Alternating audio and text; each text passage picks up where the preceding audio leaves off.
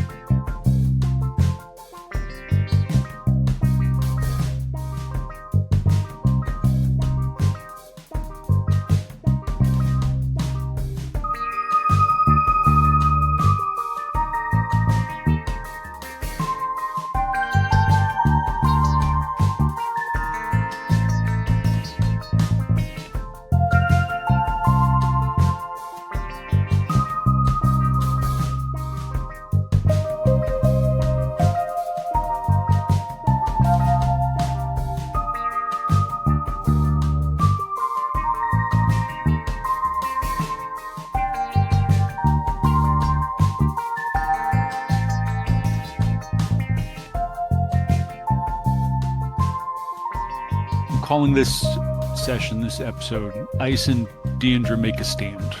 So you check into the Sheraton in Snohomish on 2nd and Maple. It has obviously seen better days. The parking lot is nearly empty and the Sheraton sign flickers irritatingly. The clerk at the desk has seen better days as well. The ratty-looking human male looks you up and down as you enter over small reading glasses, then turns demonstratively to Ice, and for a second you expect him to say, "No elves allowed." But then he gets a good look at Ice. Make a perception check. Perception. Cool thing about this is I don't have to specify who should make a perception check. Yep, 3. You see that the clerk, it seems like he's recognized Ice, and you see a dawning respect that borders on fear as he looks at Ice. He smells of sweat and booze. He fumbles for a tablet and stylus when he realizes that Ice is not augmented and says, "You're the party of 3 that just made the reservation? I'm going to need a signature right here, sir. No need for your sins."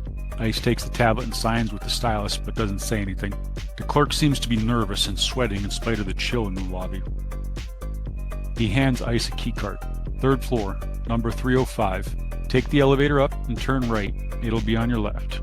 He smiles nationally and waves his hand around the lobby. "No amenities, I'm afraid. You need anything, you'll have to order out. He hands Ice a physical card.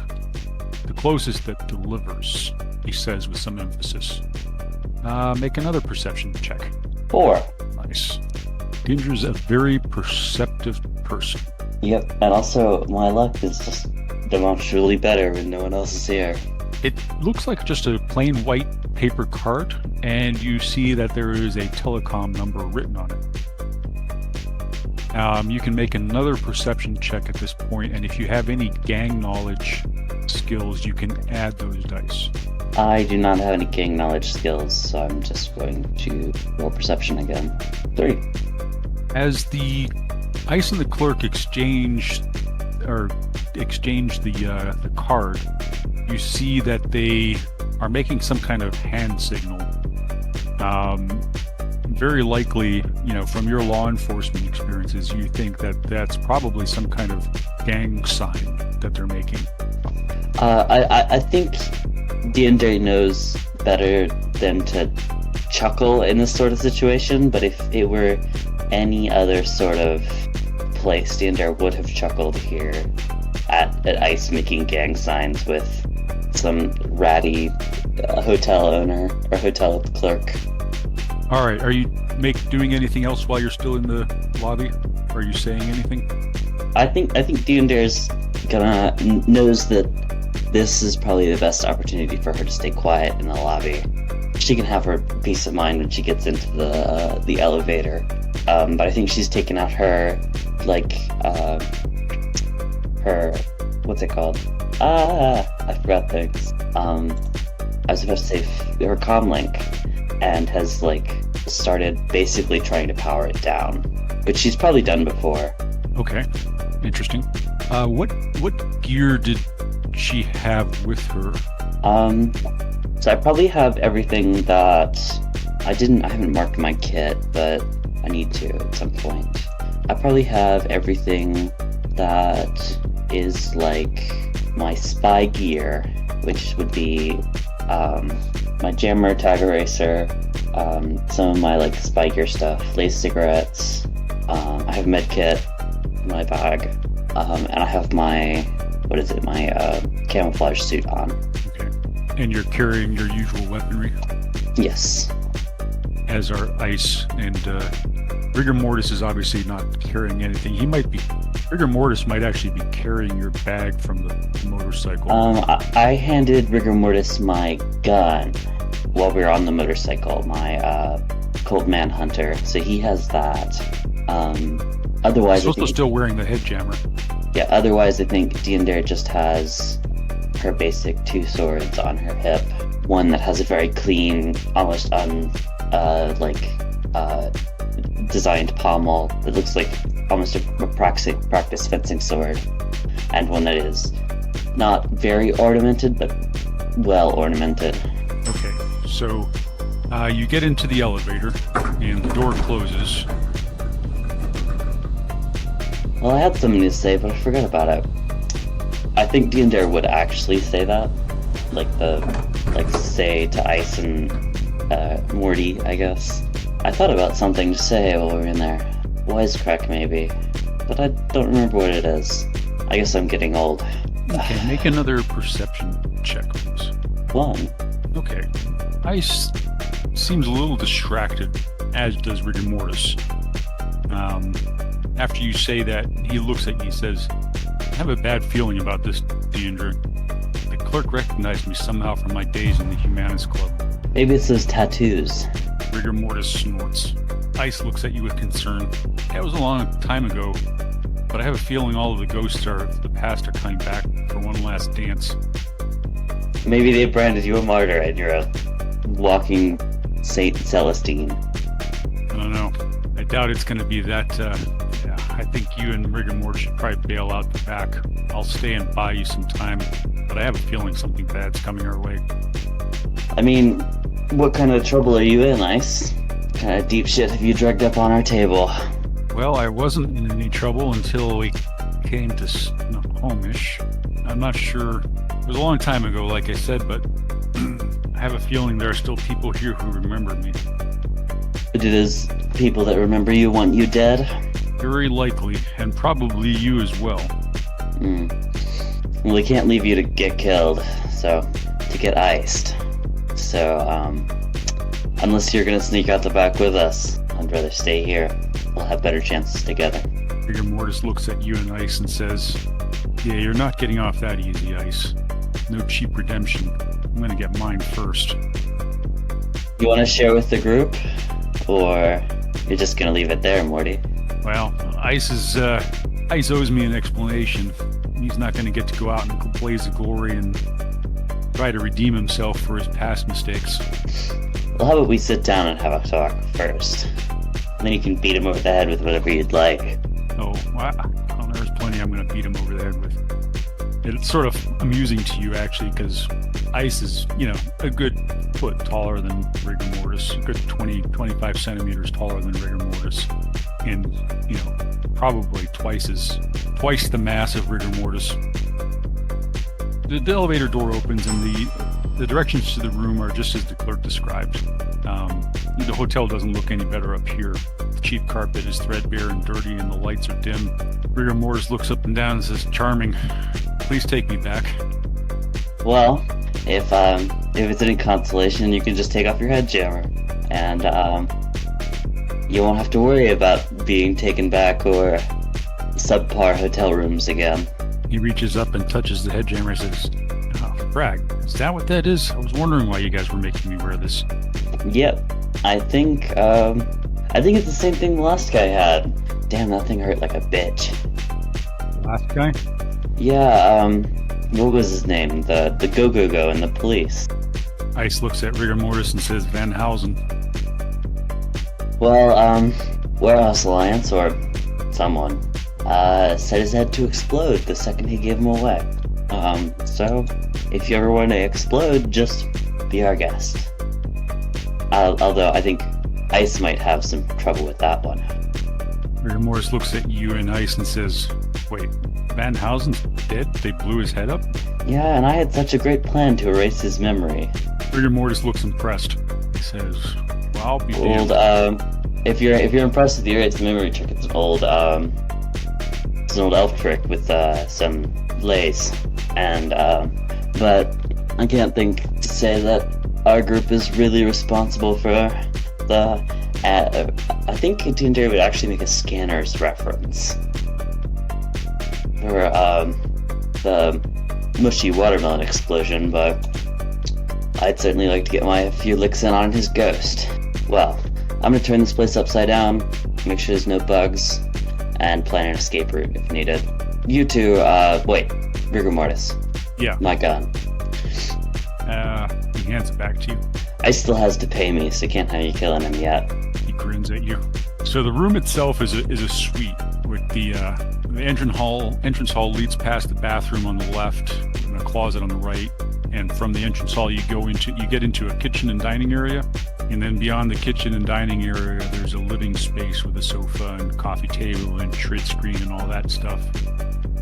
And that far wall in the living area is our windows. The blinds are drawn, and then on the left and right of the living room is a door, each leading to a bedroom with an ensuite bathroom. Their bedrooms are furnished with a queen-size bed, a desk, and a chair, as well as a modest closet. Do any of the rooms have a window that opens easily? No, you're on the 3rd floor, so the windows are all restricted from opening. Okay. I'll fix the glass. It doesn't look that thick. It looks like just your standard, maybe double pane window type glass in an aluminum frame. So, escape plan is blow a hole in all the windows, jump out one of them. At least that's all I can think of right now. Ice is looking around. He says, yeah, we could do that. We could take the sheets off the beds and knot them up into a rope to get out of here. Oh, I have a better idea. And Jander pulls her, what is it called? Her, grapnel out of, her holster on her back for it, and then just, waves it a little bit. Stick on the roof until they decide that they were too much a problem to deal with. And if that doesn't work, catwalk to the next roof. Yeah, okay, I like it. So, no sheet tying up. Yeah, no sheets, probably a good thing. Or we wear the sheets and sneak out of here like that. Blanket ghosts. Yeah, that's a good one. We might fit in with the locals more. I remember one time we were trying to catch a group of lays heads back in Carasir, and they thought it would be a great idea to try to sneak away from their den with sheets over their head. I'll tell you, people walking around looking like Halloween ghosts doesn't exactly appeal to Carasir peace officers. They didn't get off well. I can imagine. Oh man! You should have seen it when they brought when they brought them in. They were so confused. All right. Well, what do you want to do? You want to bust out of here now? Well, I mean, I could be wrong. As far as I'm concerned, nothing's happened so far. So, if your reputation is as big and bad as it seems to be, only maybe 2 people will bother us tonight, and I'd say that's a win. I'd say we just try not to kill anyone. All right. That'd be a good idea, at least. Yeah, I'm good with that. Ice heads into the kitchen and fills a glass with tap water. Anybody else want anything? I would go check for a vending machine so I could get a soy calf, but that's probably not the best idea. Yeah, I wouldn't go wandering around. Especially when we're trying to lay low. He looks at Maddie, or he looks at Rigor Mortis and says, "You hungry, Maddie?" And the question seems to sort of cut through the tension that's been building up between Ice and Rigor Mortis. The smaller man just sort of, in answer, snarls incoherently and lunges at Ice, knocking the glass of water from his hand. He's screaming now, screaming in rage, and as he sort of starts pummeling Ice, the large man is just looking down at his feet as if he can't really look at Rigor Mortis, can't look him in the eye. So, this might be a weird one. I think Diendre would try to catch the glass as it falls before she, breaks up this fight. All right. Make a athletics, or make a agility plus reaction test. No modifiers, 4. Yeah, you see it coming. You've been sort of watching this tension building between Ice and Rigor Mortis, and you see it coming. And as Rigor Mortis attacks Ice, knocking the glass out of his hand, you've already started moving, and you grab it just as it's sort of flying towards the sofa and catch it without even spilling a drop. Unfortunately, you're the only one there to admire your catch, as Ice is looking down at the floor trying to defend himself, and Rigor Mortis is attempting to inflict pain upon the man. I think Jander would set down the glass and then try to pull Rigor Mortis off of Ice. Ice has got his hands up and he's just sort of letting Rigor Mortis tire himself out at this point. Are you going to try and how are you going to try and break it up? I think Diender would just try to get her arms, under Rigor Mortis's arms, or, in, a lifeguard hold where you, hold someone from their underarm to their shoulder, just to kind of pull Rigor Mortis back. Do you have any unarmed combat skills? I do, actually. Should I roll unarmed combat? Yeah. Okay. 3. All right, with 3 hits. Let's see. Rigor Mortis is not really paying attention to you, so he does have unarmed combat. He's going to oppose your attempt at -2. And I forgot to turn on modifiers, but that's okay because he failed anyways. So Rigor Mortis rolled 4 dice, got no hits. So you basically just walk up behind him and grab him, restraining his arms. He's just shouting at Ice. He's not even paying any attention to you. His voice is completely cracked as he's swearing at Ice, saying, "You fragging piece of dreck. You left me to rot for 18 years. You were my friend. We were friends. I saved your life," he shouts. Ice is still not looking up. You can see a little flow of blood coming from his lip. Ice says, "I know. I'm sorry. I thought you were dead like the others. I saw the chopper destroy the van and I ran. and I've been running ever since. Rigor Mortis is still struggling against you, so make just make a strength and agility test. Strength, agility? Since you've already got him restrained. Well, a 1. Yeah, that's strength and agility. So 1. All right. In a surprising burst of strength, Rigor Mortis is able to get one of his hands free from you and hit ice again before you grab the arm again. And he says, "You didn't even check to see if I was dead, did you? You didn't even make an attempt." "No, I'm sorry," is all Ice is able to say. You feel the fight go out of Rigor Mortis. "Brag this," he says. He looks at you and says, "You can let me go. I'm done." You're done? I'm done. And then I think Jander would almost like, for show, set Rigor Mortis down instead of like letting go of him. Like the difference is like Jander wants Rigor Mortis to know that she could just pick him up at any other time as well if it gets out of hand again. He looks at you and says, "Yeah, he's not worth it. He's not worth my effort. No offense to you, lady. Thank you for getting me out of there." Well, if we're being kind to each other right now, I guess. Hello, my name's Cian Kalme. I'm a registered. I'm not. I can't say that anymore. Well, usually we start with "I feel" statements. So. I feel grateful to you for breaking me out of that hellhole. Thank you, but this is not entirely about me, so how about Ice? Give us an "I feel" statement. Rigor Mortis interrupts you and says, "Look, I don't owe you anything, do I?" Not unless Ice doesn't pay me. He snorts again. "Free advice, I would stay away from this hoop-fragging piece of trek." He motions at Ice. Yeah, I tend not to run with go-go-go's, but Ice has gotten on my good list recently, and usually when someone does you a solid, you don't end up shoving them in the gutter, you know? Not usually, at least. Well, he left me to rot in prison for 18 years, so keep that in mind. Oh, if we get in that situation, I fully intend to kill Ice. The first chance I have. Well, kill is probably the wrong word to use there. But Ice, you will see me on the field of combat if you leave me in prison for 20 years. Yeah, that's not going to happen. I've learned my lesson. Good. By the way, Rigor Mortis, you also Prokop Skillful. He's the one who found you and got us together to get you out. Rigor Mortis looks at you and Ice and says, "Brag, really? I'm not sure whether I would have preferred to stay in prison or not, learning that I have to be associated with that character again." He looks at you, he says, "You're not working for Prokop, are you?"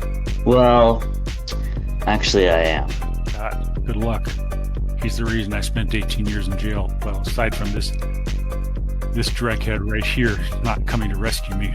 I hope that my connections in Karasira are enough to keep me out of some Seattle clink sink, but probably not, so I hope to be able to... Involved. He's a double-crossing snake. I hope to be able to put my knife in my own heart before then. Well, keep it handy then. You're running with dangerous company. I think Diendre, puts her hand on her sword and, rattles it, almost. At that point, Diendre, your comlink starts beeping. I think Diendere's going to take a peek at it first. It's Brown Dog. Don't kill each other. And, Diendre steps into another one of the suite rooms and, answers the phone. Answers her comlink. I think she always answers comlinks in Spirothil, so, Sawase, or whatever. There's a second of silent hesitation on the other line, and then, hey, Jander? Yes. Is that you? What's up? I never get used to that your way of answering. Your friend Prokop. Mm-hmm. Yeah, he sort of put the word out on the street, sort of subtle and quiet the way he does, that he's looking for a word on a particular meta called Rian, an elven mage who worked for Mitsuhama. Is that your brother that you're trying to find? Brown Dog. I think we should have a sit down about this later. I'm, how do you say, in the middle of a job right now, and I don't like to discuss personal matters while in the middle of something. Oh, okay. I get it. Yeah. So, well, before you go, I gotta let you know, somebody's contacted me about this, and I just wanted to know, should I set up that meet myself or with you, or should I take it to the man? I feel like. Who is it? Small-time runner who does jobs for me sometimes. He calls himself Buzz. I feel like if I set it up myself, it shows some initiative. You know, get the big man to notice me. What do you think, Omae? That's a good idea. Send Buzz. I'd like to meet with Buzz before I bring him to Procop, because even if we do need to bring him to Procop, I don't think we do, first of all, but just send him an invite to Olga's. It might be a good place. Olga's tea room. Oh, okay. Down in Tacoma. All right, got it. I'll get in touch with you with the details. All right. Okay. Stay safe. You too. I'll contact you when we're done. I think when any mention of Rian comes up, Diendre just goes like the equivalent of ghost white for a green elf. She gets very pale, like so I think Diendre comes out of the other room like a completely different shade of green than when she went in, and her eyes probably have like darkened, or the stars that are in her eyes have like darkened a little bit. Yeah, the two guys in the room look at you. I just heard about a ghost. I think Diendre would use like a spiritual idiom that means something like that, like hearing about something you don't want to hear, like I just had a fox whisper in my ear, something like that. Ice looks at you and says, "What does that mean?" I think Diendre screws up her face. Like translating idioms is hard in the best of times. So she screws up her face and it's like, well, the direct translation is, I just ate a fox's words. But it means something like, you've just heard or experienced something you don't like to experience, I think. At least that's how I use it. Uh-oh. I don't like the sound of that. Well, once babysitting's over, you'll get to hear all about it, so. Okay, so it's not pertaining to our current situation then? Nope. All right. Well, I think we should probably, if we're going to stay here, we should probably set up some kind of schedule for who's keeping watch. I don't really trust the quiet. How hard are you? Because I'm fine, so... I am too, but I'm wondering what we should do about the Cortex bomb. He looks at Rigor Mortis, and now it's Rigor Mortis' turn to go pale, as it's been implied so far, but this is the first time somebody's actually said the words Cortex bomb to him. Well, you know a Ripper Doc? I don't know anybody in Seattle anymore. I know very few people. And I think my Ripper Doc wouldn't want to see a Norm, so... Let's just, I hate to say the best solution is wait till tomorrow and try to get Cecile in on it, but unless you know another Decker or Ripper Doc. I guess we could call Procop. Let's keep him out of this for a little bit at least. Let's keep that as a fallback. How's that? Rigor Mortis says, sounds good to me. Keep him far away from me. As far as I know, he's put the Cortex bomb in my head himself. At the worst, I can, I think Diendre would say Brown Dog's name, but in Spirethial, like the words for brown and dog, like right after each other. Instead of saying Brown Dog's name, I can contact him and I can get a Norm River Doc to see you. Or, if we need another, we can find one. Ain't that the chip truth? Ice looks at Rigor Mortis and says, well, I guess you're just gonna have to stay chill, Rigor Mortis is ignoring Ice at this point. Well, if we're staying every here... now and then his hand sort of creeps up and sort of like holds down the head jammer, you know, making sure that it's still in place. Drag me, he says. I get busted out of jail. Ice shows up. Procop's back in the game. And, of course, I've got a head jammer on. Typical. Well, maybe we can just sleep tonight off, and tomorrow Ice can get us some greasy fucking Chinese food. All right. At that point, there is a knock on the door. I think Diendre, like, not by instinct, but like as the I guess the newest member to this group, in terms of these two, Diendre starts going to the door to like look through the peephole. All right. As you approach the door and look through the peephole, you hear a female voice on the other side of the door say, "Snohomish security personnel, open up." And as you look through the peephole, you see a female human in a uniform.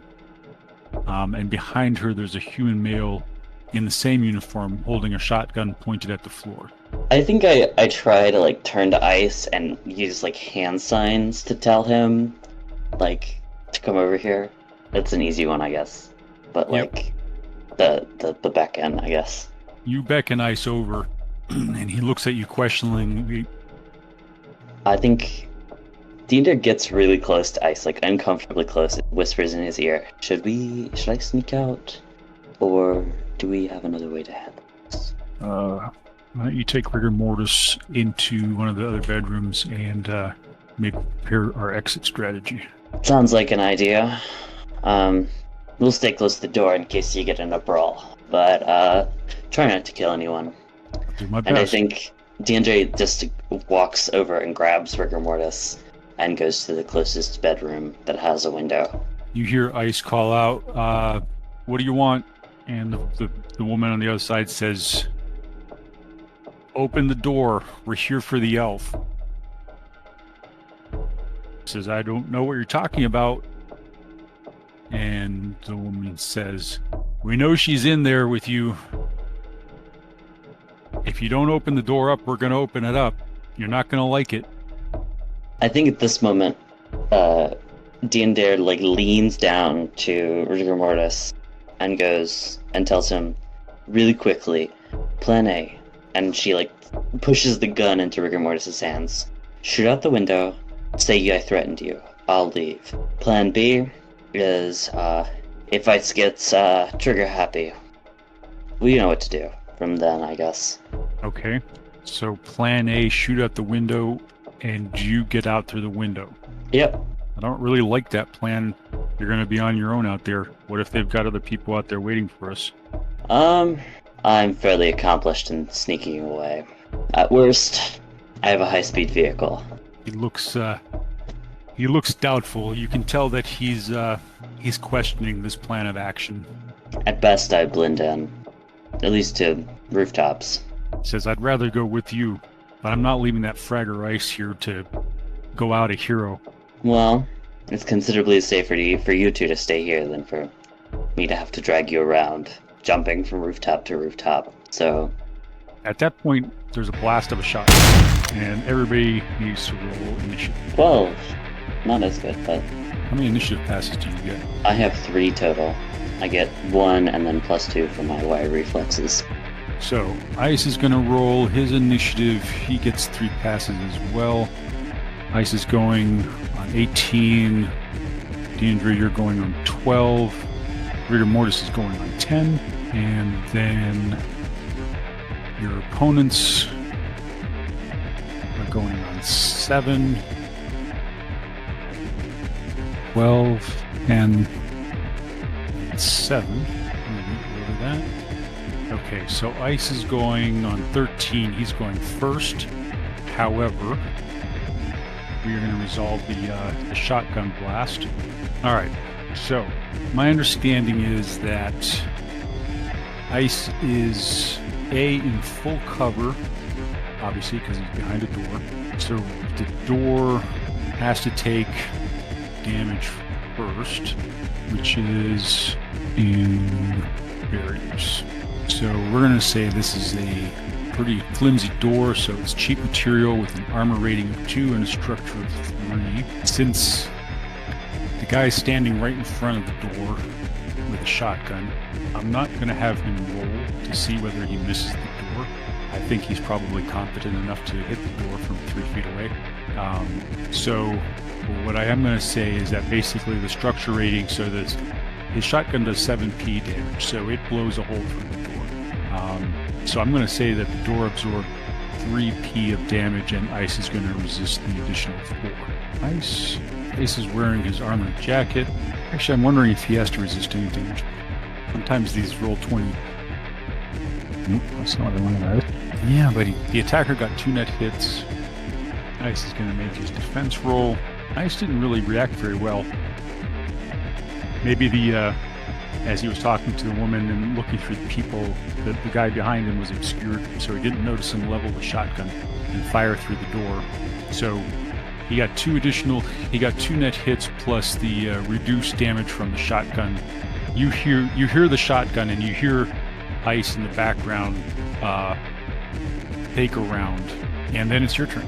The question here is, does Jander think that Ice is competent enough, or at least would understand what Jander is trying to do by making Rigor Mortis lie about Jander threatening them? Actually, can I roll judge intentions here to figure out if Jander knows that Ice would pick up on this plan if Jander started enacting it? Yeah, I was just going to recommend the same thing. 2. Yeah, you have a feeling, you think that Ice would understand what you're trying to accomplish. I think Jander whispers to Rigor Mortis, really quickly, let's try plan A. I'll hang around. If it doesn't work, then I'll come back. And she goes and stands directly next to the window and gets ready to do her thing and grapple up to the roof. Okay. You hear some yelling in the hallway. It sounds like, using your law enforcement, your knowledge of law enforcement skills and tactics. You hear them, you hear whoever's out there in the hallway calling for backup, and saying that the subjects are resisting. You hear a pistol fired. I always forget if Ice carries a pistol or not, and I don't think he does. I guess you could make a memory check. 2. Yeah, Ice was carrying a pistol. He was carrying a Colt Manhunter. That's not what you're hearing. Okay. I think Jander doesn't hear bodies hitting the floor yet, so I think she's going to attempt to continue with this plan. Sounds like an Ares Predator to you. Nothing happens from it, or no audible effect from that pistol shot. You hear another pistol shot. Again, just the pistol shot. Rigor Mortis pulls the trigger on your pistol. Gun goes off, and the window shatters. I think Jander would follow through with the plan and shoot her grapple up to the roof and try to start climbing. Or at least start using the winch on her grapnel gun and to get out. Okay, we can say that you had a held action. Basically, you whispered something to Rigor Mortis, which was a free action. You readied the grapple gun, which would be a simple action. Is that actually a complex action to use the grapple gun? It says that it's an exotic ranged weapon skill to wield it as assuming that it would like firing a gun. So it would be a... So at that point, if we say Diendre had a held action, she basically leans out the window, looks up, you're going for the roof, right? Yep. I do not have any eye enhancement. I have low light vision in my racial traits. Okay, so you're not going to take a visibility modifier for it being dark outside. Yay. Alright, so it's just going to be a straight test with your grapple gun. Should I use my pistols, or should I default on exotic weapons, which is what it says it's to be used as a weapon? Yeah, you're going to have to default. Okay, so I'll default exotic weapons as an agility skill, exotic ranged weapons as agility, so 1, and I do not have any edge left. Alright, you feel the grapple, you get a good shot, the grapple flies up and catches on the parapet, but just as you give a tug on it to see whether or not it's actually secure, it comes loose and comes down in. I think Diendre would start swearing loudly in Sparethiel. I have an alternate grappling hook, I think. I thought I did. It's on my charmer. The grapple is on a winch, so you can basically reel back in the grapple and go again. I was thinking that would that take like the amount of time in which goes in between 2 initiative passes, right? So I could reel it up and try again on another initiative pass, or do I need to like call it a complex action to reload it? Okay. So on your next pass, basically you would reload it. I wanted to like if Diendre could change her glamour on the fly, like the paranatural part of it. I want to say no, just because I don't feel like it's a voluntary. It doesn't seem like it's a voluntary ability or trait. Okay. Or did you see it that way? I didn't. I was like, I feel like this is like the basic state, and if she even wanted to try, it would be very difficult. So I was just wondering what your interpretation of it was. So I'm just going to stay there. Okay. So on the second pass, it's Ice's turn. Ice actually retreats into the room that you're in. He has his pistol out, and it's pointing into the living room, and he's looking back at you guys, and he says, "What's the plan? Are we still not killing people?" You can see that he's injured. I'm not going to leave it to Ice. I think Diendre would respond, "Point your gun at me, dumbass. I'm the one threatening you." And like try to get Ice to play along with it, and like raise her sword up at Ice in the like, "Come on, play along" kind of way. Ice rolls his logic plus intuition and actually gets 3 hits. And you see the comprehension dawn on his face, and he swings the gun around. It does still look a little bit dubious. At that point, Diendre like mouthed to him, "Just please don't." Yeah, he's got his gun sort of pointed in your direction, but he's like, you can see on his face, he's like, not a good idea. All right, so it went from Ice, so he retreated back into your room, communicated with you. So that's all he's doing. It's your turn. Diendre is going to hit the button to wind up her wind, I guess, and at that point she's going to take a step closer to Rigor Mortis and like looking at him in like the "I'm just playing along, I'm not going to hurt you" way, put the tip of her rapier against the divot in his collarbone. Okay. Between his neck and his collarbone. He's still got your gun in his hand too. It's like as the winch winds back up, we're going to stay like this because the winch winding up is a complex action. I think Diendre would again mouth to Ice to shoot a couple times at like motioning towards her, make it believable kind of thing. Because I think we would be the only 2 of the initiative passes left. Actually, your opponents, 3 of your opponents have a second initiative pass. Okay. Well, let's see how this goes. You hear out in the hallway, you hear again sort of the clipped jargon of somebody who's been trained in small units tactics saying, "They've retreated into the room. What do you want us to do?" And then you hear silence for a second,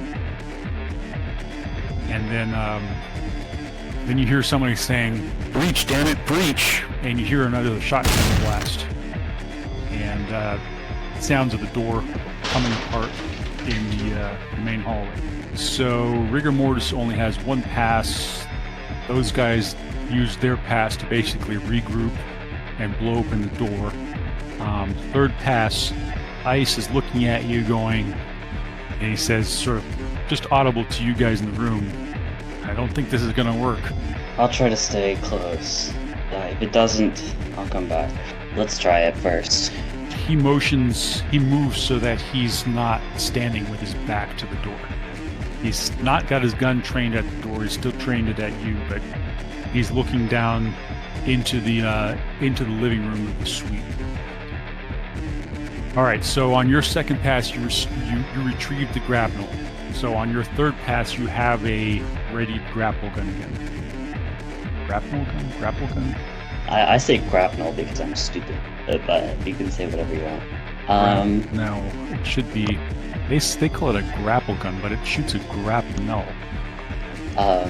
So I'm going to do in the same kind of just audible to the people in the room. shoot at me, make it believable. If they ask why you didn't open the door, tell them I was threatening brother, and then I kind of attempt to rush out the window.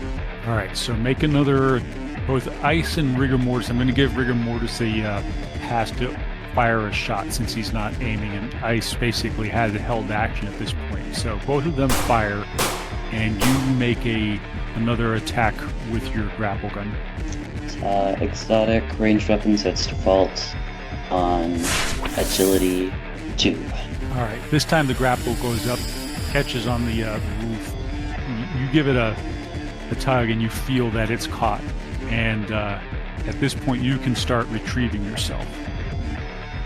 And I tell them, shoot a few times, yell, make it believable. They both get one shot off as you're going out. And I'm going to yell some, spirithial swears at them. All right, let's roll initiative again. Ice goes first and fires off another 2 rounds from his pistol. Basically, as you're retrieving yourself up to the roof with your grapple gun, you hear gunshots and glass shattering. You make it to the top of the roof in this pass.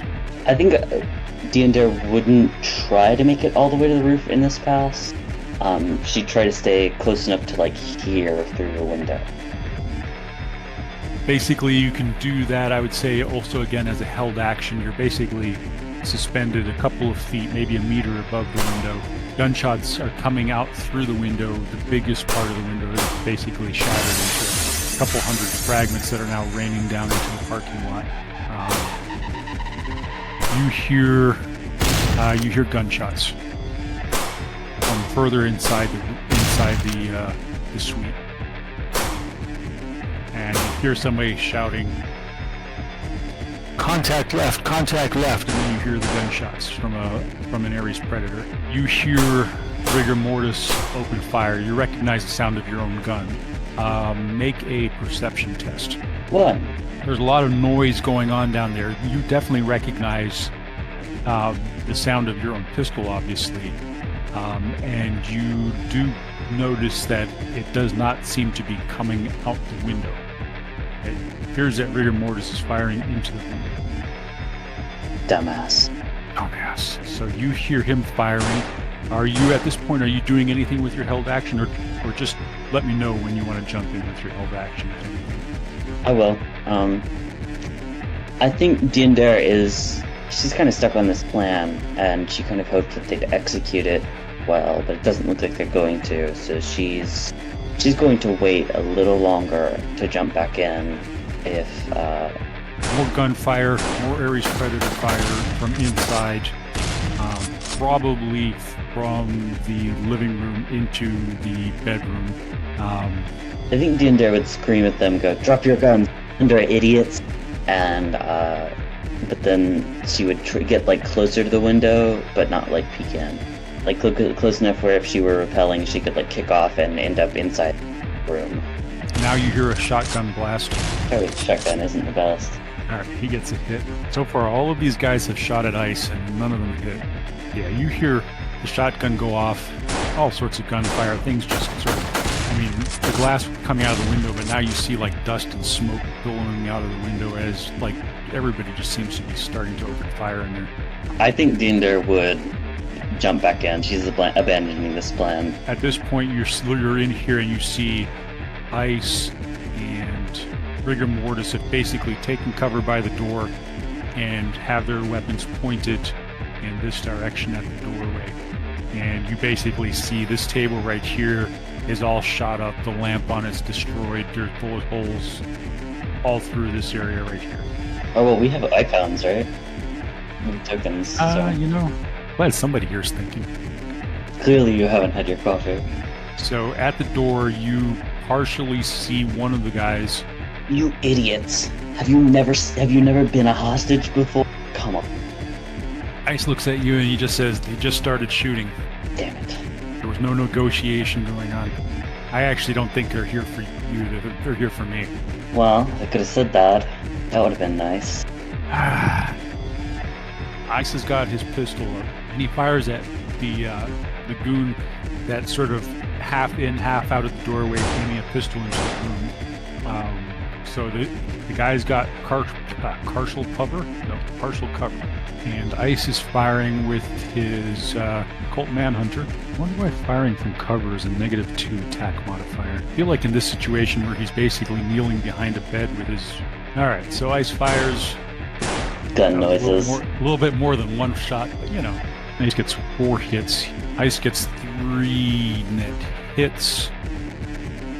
Ice is +1 AP because he's using gel rounds. Ice is actually trying not to kill people here. How kind of him. I guess I should think about using my shock pearls instead of pulling my sword out then. So that would be 7 stun. However, this guy's pretty heavily armored and soaks 3 of that, so he takes 4 stun. Your turn.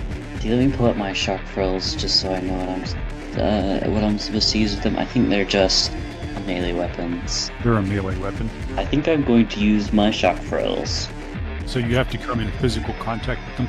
Yeah, I basically have to make a melee attack. On my armor, the shock frills are like around my hands, so they look kind of like fur, I guess, when not in use, but I'm gonna activate them and just run up and try to hit the guy. Yeah, so I'm going to run up and melee attack. Well, not run, I'm gonna walk over and attack. Unarmed combat. That's 2 hits for unarmed combat. He's going to attempt to block your attack. Okay. 2 net hits, which you add to the weapon damage. 2 net hits against 1 defense. Or 2 net hits. So what? I'm looking for my weapon damage. I think the shock frills just translate normal melee. Oh no, it says shock frills 6S. 6S? Okay. So that's 8 damage. So he resists it with his body and half of his impact, unless it's metallic. Oh, he got 3 hits. So he takes 5 stun damage. You run up to him and clap both of your wrists to the side of his neck, and you feel the electricity discharge into him, and he starts jittering and yowls sort of incoherently as his eyes roll back up into his skull. You're pretty sure you've done him some severe damage. All right, so it's his turn next, actually, and what he is going to do is he's pointing his gun at Ice. He's actually going to make a unarmed combat test against you to try to push you away from him. That's his initial reaction to the situation. With wound modifiers, he rolled 2 dice. He got 1 hit as he tries to basically use his elbow to push you away from him. And I guess you're going to resist that with unarmed combat, right? 4. His feeble attempt to push you away, he's obviously still rather stunned, so his feeble attempt to push you away fails miserably. And at that point, Rigor Mortis fires at him too. You roll your edge, just your straight edge +2. Edge +2. 2. Alright. Just wanted to make sure that Rigor Mortis didn't accidentally hit you. Rigor Mortis got 2 hits. The bullet sort of whizzes by you. I take it your pistol is got regular ammo loaded? Yes, it does. Unless you think Stick and Shock would break open the window. Probably not. Yeah, so it would be normal ammo. And he gets no hits, so what's the damage on your weapon? It's 5p. I think, yeah, because all of my weapons are the same damage except for my shock pearls. They're all 5. This guy's fairly heavily armored. The bullet doesn't penetrate, but it does fill up his stun condition track, and the impact of the bullet knocks him over and he falls limply to the ground. I'm assuming that's him unconscious. So at that point, number 3 opens fire on you with his pistol. That's number 3. Yes, there's no cover there. You got partial cover because the doorway and the other guy is sort of between you, so he's sort of firing past his partner. So partial cover, you've got +2. He gets 3 hits. I think I'm going to go full defense. Full defense is dodge plus reaction plus modifiers. We're defaulting, and then it's +2 on my defense. Great. 0. So you're basically using up your next pass's complex action. Yep. You got 0 hits on your full defense. So he's got 3 net hits. What's your armor? Camouflage suit. It's 9/7. That's how I use ballistic. Okay, so you need to resist 8p physical damage. It's 9. So you would roll body plus 8. Body plus 8. Okay. Okay, so you took 3 physical damage. Okay. 2, 3. Love that. And then the last guy in their order, he's the guy with the shotgun. He basically points it at through the door and fires at Ice again. Okay. You've been really doing very well at that so far. Been doing great. All right, so he got 3 hits. Ice is going to do his defense test with 5 hits, so he basically just moves slightly to the side, and the shotgun blast misses him and tears up the duvet and pillow, and stuffing goes flying all over the place. He returns fire for 6 hits. The guy with the shotgun gets 0 hits. Oh, this is going to hurt. He actually critically failed. Yeah, so basically Ice just shoots him right through the forehead, and he goes down. Sounds like fun. Oh, well, And that was with gel round, so he basically shot him through the eye with a gel round. Wow. The gel round went through into his eye and just exploded in his head. That sucks. Well, for him it does. Definitely. All right, it's your turn. There's one guy standing. He hasn't quite come to the grips with the fact that the guy next to him's head just sort of mushroomed from the inside out. I think I'm gonna rush out and hit him with the shock frills again. This guy hasn't been hit yet. So I roll with no modifiers, 3. That was unarmed combat, so he's going to block with unarmed combat plus reaction. You got 2 hits, so you got 1 net hit. So he does electricity resistance for 7 damage. So he rolls his body plus half his impact armor. Alright, so he got 2 net hits. So he takes 5 shock damage and then does shock resistance for... And the shock resistance was body plus willpower versus a threshold of 3. And he got 2 hits. So he goes down as you slap him with your wrists. You know, basically he tried to block, which was a mistake because you just basically just grabbed his arm with shock frills, and he goes down. Eyes roll up in his head, and he falls down, shaking and shivering, and his gun falls out of his hands. So he's incapacitated for a number of combat turns equal to 2 plus net hits on the attack test. So you got 3. So he's going down for 3 rounds, or 3 combat turns. All right, combat is over. We all drop out of initiative. The smoke is clearing. So you see the guys lying there. Jander is going to flip over the guy that got shocked, that had critical electrocuted, and she's going to just wrap up his hands with some of her stealth rope. In the bedroom, you hear the sound of Ice reloading his pistol, and Rigor Mortis comes out around the corner here, and he's looking down at the guys, and he's going, "Damn, just like old times." Ugly bastards. Fraggers just started shooting, too. Well, whoever they're looking for will know in a bit, probably. Because this one's... I kicked the one that I've tied. This one's still awake. He might be a little frazzled, but he's awake. Well, Ice is standing behind Rigor Mortis and says, "Well, let's see what they wanted." Diender's first going to turn off her shock frills. So they go from standing straight around her hands to just limp. And she's going to drag number 3 up and kind of attempt to peel off some of his body armor and throw him onto the couch. All right, 3, he's basically wearing He's just wearing an armored jacket. Yeah. Make a perception test.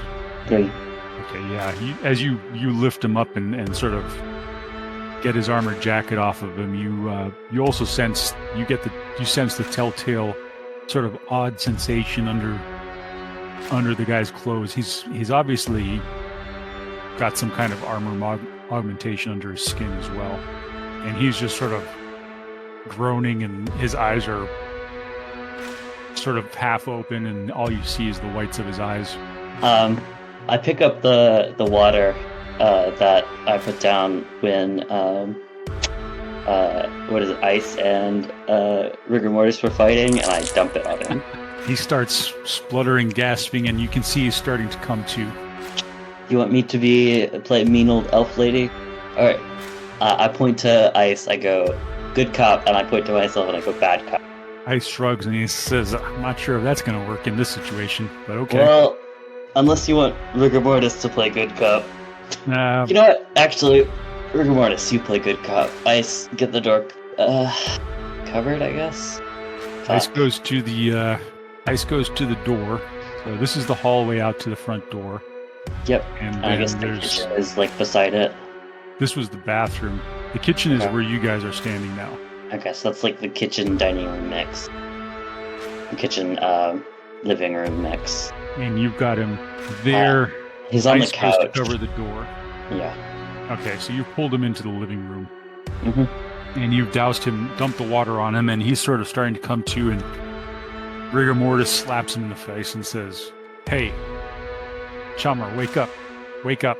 You've got one chance at this before I let her at you. And he sort of motions over his hand at you. I think Jander's like shaking off her hands, frills, sending pulses through the shock frills so that they quiver a little bit.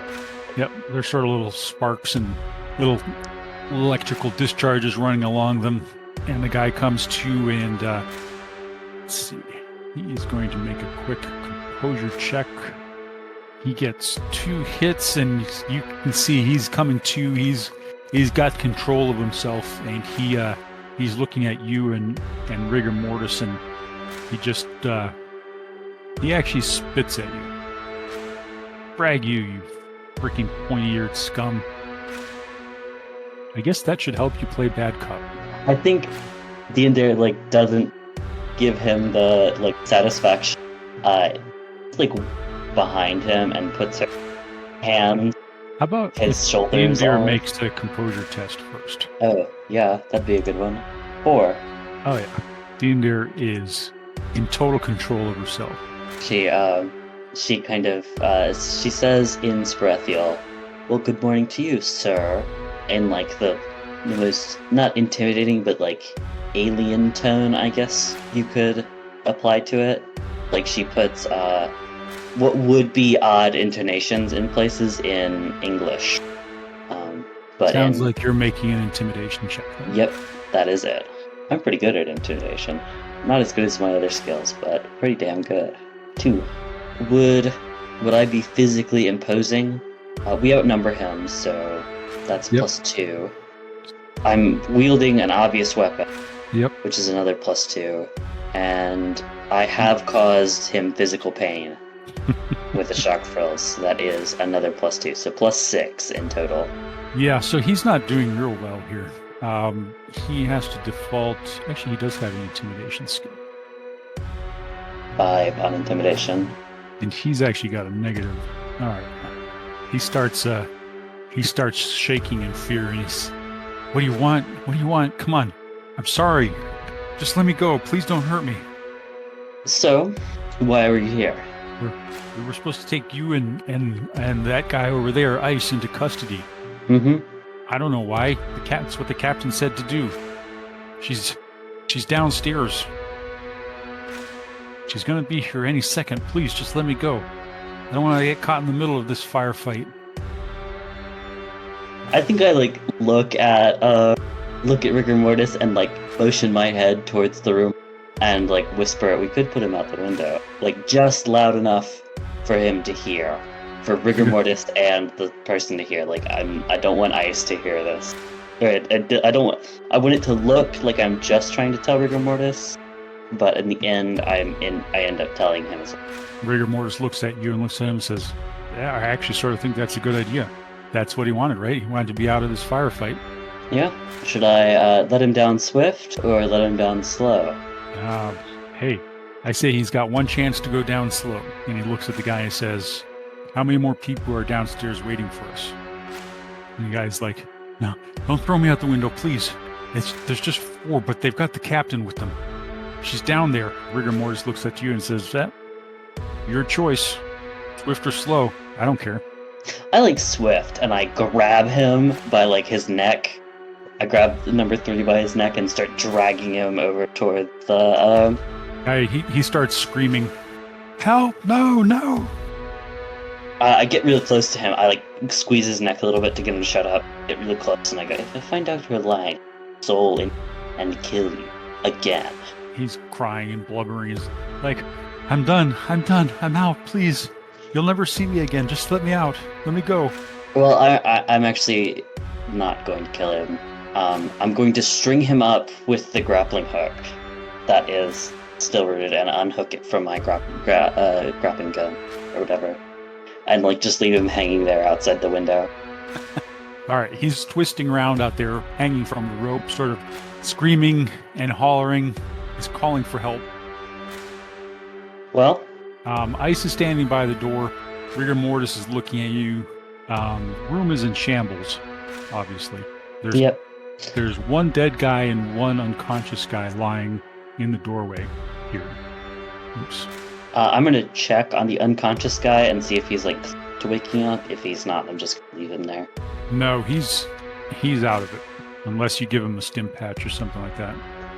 I kind of turn to Ice and Rigor Mortis and go, this is some deep shit. So are we on escape route, or are we planning to try to get names and faces? Ice looks at you and he says, I don't know. I think maybe the roof is either the roof or down is a good choice. Down gets us to the bike. I don't know how equipped you guys are for tightrope walking across rooftops. I'm probably okay at it. He glances at Rigor Mortis. I'm not sure about him. I kind of look him up, look Rigor Mortis up and down and go, is tightrope walking your hobby too? To Rigor Mortis? Let's see, he says, hell no. I'm a drone rigger. I don't try to get into the action. You hear a faint buzz and crackle, and a voice comes over the intercom in the hallway. There are speakers in the ceiling in the hallway. That's obviously some kind of intercom system. It's a female voice, and the person says, "Boy there, Ice. It's been a while. I've got to admit, I admire your stones jandering back into Snohomish after all these years. As if you'd think we'd forget about you. And with a green-skinned elf, no less. Your friends are getting stranger and stranger, Ice. But I've got a deal for you. Give up the elf and all is forgotten and forgiven." And then she says, "Nah, I kid. There's no forgiveness for selling out the cause, Ice. Why don't you make this easy on yourself and lay down your weapons and come down to the lobby?" Ice calls out, "Is that you, Bria? It's been a time. I guess I had hoped you would have grown out of this nonsense and bought a farm and raised a pack of kids the way you always talked about." The voice comes back over the intercom. "It's Captain Bridget O'Connor now. I outgrew those dreams, Ice, when you betrayed us. That taught me that there would be no place for my children in this world until it was restored to its natural order. Freaks like you and that crossbreed you're with have to go first." Ice looks back at you and then he shouts, "How's that working out for you, Bria? Making any progress?" And she says, "We're about to." Diender's gonna make a composure check. Okay. Wow. Yeah, she's still got it all together. I think Diender takes a deep breath and shouts back, "I'm old enough to be your grandmother. Call me a crossbreed one more time, and I'll blunt your eyes out." Voice comes back down. "I can hear you, but I can't see you. Maybe you should come down to the lobby with Ice, and we'll talk this out." How about we talk with swords? How about that? What if we had a one-on-one, let's say? I'll even provide you with a blade. Nah, that's not gonna work for me. Coward. Doesn't matter to me. I'm the one with all the cards in this case. You guys are going down. Ice looks at you. I say we get out the window now. Sounds like a good plan. She's a mage. Oof. Well, I like my chances with mages, but I don't like yours. I basically like shout back at her the worst breathial slur you can like say to a human. It definitely is very guttural. And then I yell, no matter what Ice says, I'm coming down there to take your tongue out myself. And then I kind of motion my head towards the window, and I'm going to roll con to get her to believe that I am coming down. Okay. Something happens in the doorway. The captain had line of sight on Ice and cast bind on him. So he is going to resist. She got 3 hits, and he is going to resist with strength since he doesn't have counterspelling. You see Ice sort of start. He's like, what the frag? And he seems to be moving a little bit slower. He's like, we need to get out of here. She's casting spells. Sounds like a plan. Ice is a manlet enough for me to scoop him up, right? Ice is what enough? A man. He's short enough. Like Diendre could pick up Ice. How tall is Jander? I mean, it really doesn't matter how tall she is. It's more about. Are you talking about Ice or Rigor Mortis? About Ice, because Rigor Mortis can move. Ice seems to be moving too. Okay. He's 2 meters tall. Sounds about right. I think I'm gonna cross back into the other room and say to the guy, I'm gonna like grab the guy off of the rope and go, it's your lucky day. And then I'm gonna untie him and, not untie him completely, but untie him from the grapnel rope and throw him into the closet. Alright. Ice is moving back in, covering the doorway. Rigor Mortis is in with you. Ever gone down a stealth rope before, Ice? No. Okay. And I kind of grab the stealth rope. I'm down last, because I pull out the catalyst stick. I have these. So, let's go. Alright, so we're gonna make a climbing test, I guess. We're getting into all sorts of weird... It's strength. He doesn't have it. Is it just strength? Yep. Alright, so Ice goes first. Ice clambers out the window and starts climbing down the rope. And then Rigor Mortis follows him, looking a whole lot more hesitant than Ice did. Oof, no hits. So I think at this point, basically, both Ice and Rigor Mortis get down. Even though Rigor Mortis failed his climbing test, I think he gets an assist from Ice on the way down. He like slides down the rope a little bit and Ice catches. And you guys are out in the back behind the hotel. I'm gonna use the catalyst stick to make it doesn't fall down, it just dissolves there. You're in behind the hotel, and your motorcycle is... You're gonna have to go around the building to get to your motorcycle. Rigor Mortis, can you drive your motorcycle? I imagine they have people posted out front. I hand Rigor Mortis my comlink and the keys to the motorcycle. Meet us, I point 2 blocks north. Will do. Ice looks at you and him hesitantly says, are you sure it's a good idea leaving him alone? I mean, I imagine that will draw immediate attention from the people hunting us, I guess. I'm letting you drive this time because you can get the bike out of that situation. At worst, we could pull something. Yeah, you know what? You and me, let's fire off a couple of shots. As soon as we get some distance away, let's fire off a couple of shots and see if we can attract them. No, we don't want to do that, do we? Hang on a second. Yeah. Ice pulls a flashbang from his belt and throws it up into the window. This could go badly. Sounds like fun. Yep. Let's go. Hang on, he's gonna roll this flashbang. And you know what? He's gonna edge it. Oh shit. Yeah, he lobs a flashbang up in through the window that you guys just came out of with ease, and there's a muffled bump and flash. And he says, well, hopefully that draws their attention. Let's get out of here. Yep. All right. Sounds like a good idea. We'll wrap it up there.